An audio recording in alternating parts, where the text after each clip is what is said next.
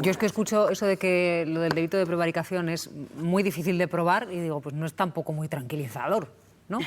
Porque claro, si es difícil de probar, Bueno, sí, alguien que puede estar prevaricando, sí, prevaricando... Silvia, o sí.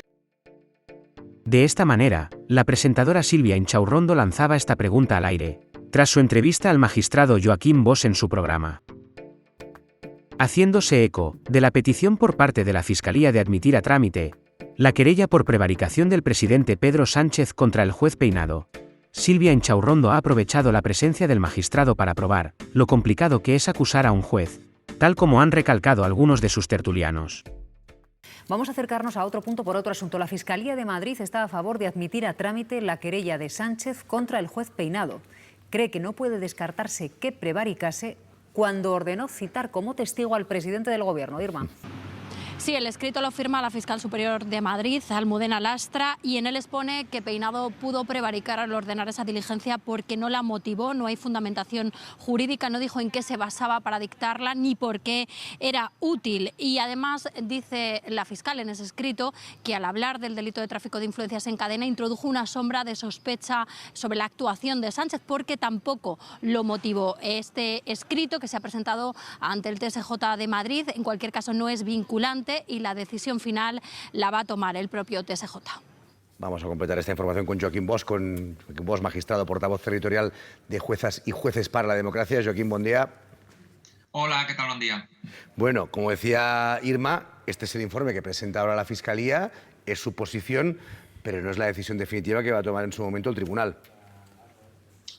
Efectivamente, las alegaciones de la Fiscalía están muy bien fundamentadas jurídicamente, pero desde una opinión estrictamente personal pienso que va a ser muy difícil que pueda ser admitida a trámite la querella porque el delito de prevaricación tiene unos requisitos muy concretos y me parece dudoso que aquí puedan concurrir. En esta situación, con esta querella en marcha, ¿el juez Peinado puede seguir actuando de la misma manera? ¿Puede seguir al frente del caso o en algún momento la decisión que tome ese tribunal podría llegar a apartarlo? Todo depende de cuál sea la decisión que adopte el Tribunal Superior. Si es inadmitida a trámite la querella, la causa seguirá con el magistrado instructor al frente y no presentará modificaciones en cuanto a la titularidad de este juzgado. En el caso de que fuera admitida a trámite, sí que podría concurrir una causa de recusación porque está establecido en la ley orgánica que cuando haya una actuación judicial contra el juez, porque además hay otra querella presentada por Begoña Gómez y en este caso concreto sí que podría concurrir causa de recusación o abstención. Estamos hablando ahora de la querella que ha presentado el presidente del Gobierno. En este caso, recordemos que es por la cuestión de cómo se le citó, ¿no?, para testificar, que fue presencial cuando desde la Abogacía del Estado se considera que tendría que haber sido por escrito. Sí, lo explico y precisamente por ahí van las dificultades de que pueda haber encaje en un delito de prevaricación. Que haya una decisión discutible de un juez no significa que necesariamente concurra prevaricación. La prevaricación implica dictar una resolución contraria a derecho a sabiendas. La resolución debe ser arbitraria, no puede ser admisible desde ningún criterio jurídico de interpretación. Esa resolución, desde mi punto de vista, tiene elementos cuestionables jurídicamente. Por un lado, porque las características del caso debieran haber llevado a que el presidente del Gobierno declarase por escrito al tratarse de hechos que habría conocido por razón de su cargo. Sin embargo, no se le cita en estas condiciones y por ello hay una declaración presencial. Por lo tanto, ahí hay una cuestión objetable jurídicamente. Y en segundo lugar, como yo creo que bien apunta la Fiscalía, porque claro, aquí se está afectando el estatuto procesal de la presidencia del Gobierno. La decisión que se tome en un sentido o en otro es muy importante para el funcionamiento de la institución de la presidencia del Gobierno y esto implicaría una motivación suficiente para que el juez instructor explicara por qué opta por una decisión o por otra y no hay una fundamentación de en qué se basa esta decisión.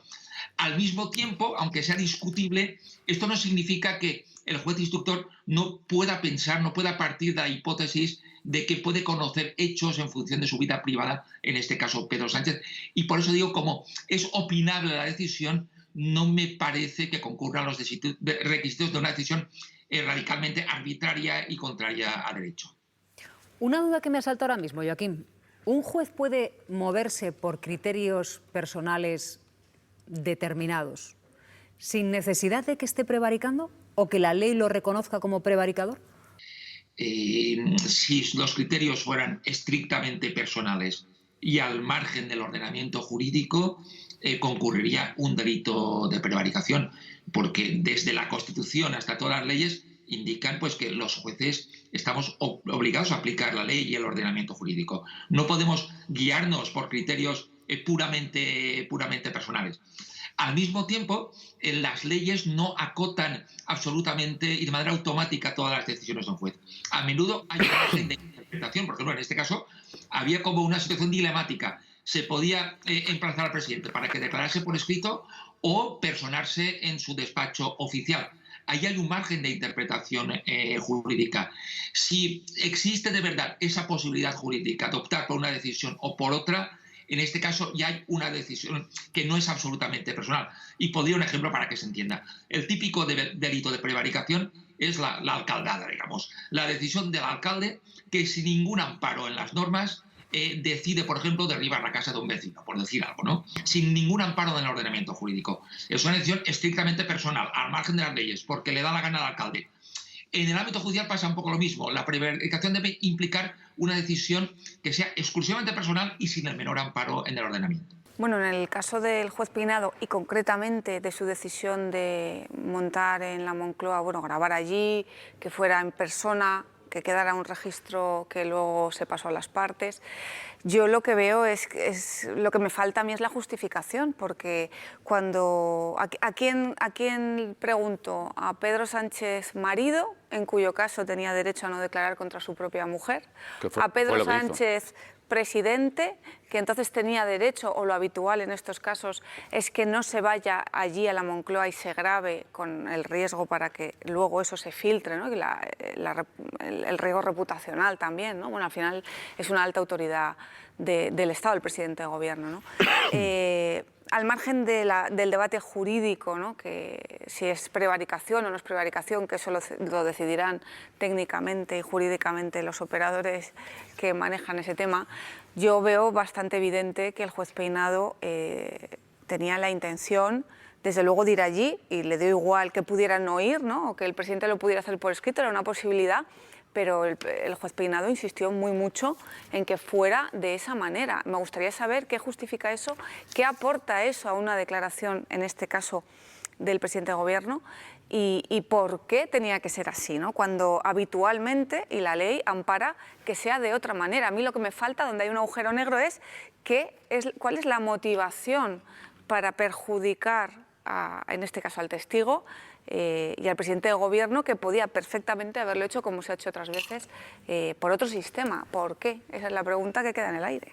Y no por escrito, entrando en una contradicción evidente, sino también por consideraciones que ha hecho, como considerar que del silencio de Pedro Sánchez se pueden extraer conclusiones. Es decir, tanto por sus actuaciones como por sus consideraciones, bueno, pues parece que se extralimita un tanto el juez en ese rigor judicial que está asentado en nuestra jurisprudencia, es decir, los miembros del Gobierno declaran por escrito.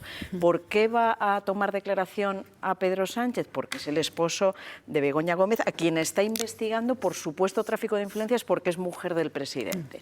Es una contradicción absolutamente circular. Yo es que escucho eso de que lo del delito de prevaricación es muy difícil de probar y digo, pues no es tampoco muy tranquilizador, ¿no? Porque claro, si es difícil de probar, bueno, sí, alguien que puede estar prevaricando, sí, prevaricando, Silvia, no, pero estamos hablando de que alguien, más allá de este caso, si estuviese prevaricando, que es muy difícil de probar, ¿no? Lo que ha dicho Joaquín Bosch. Pero es difícil de probar porque el sistema es garantista. Sí, creo pero que digo que es difícil de probar que alguien que puede estar prevaricando esté prevaricando.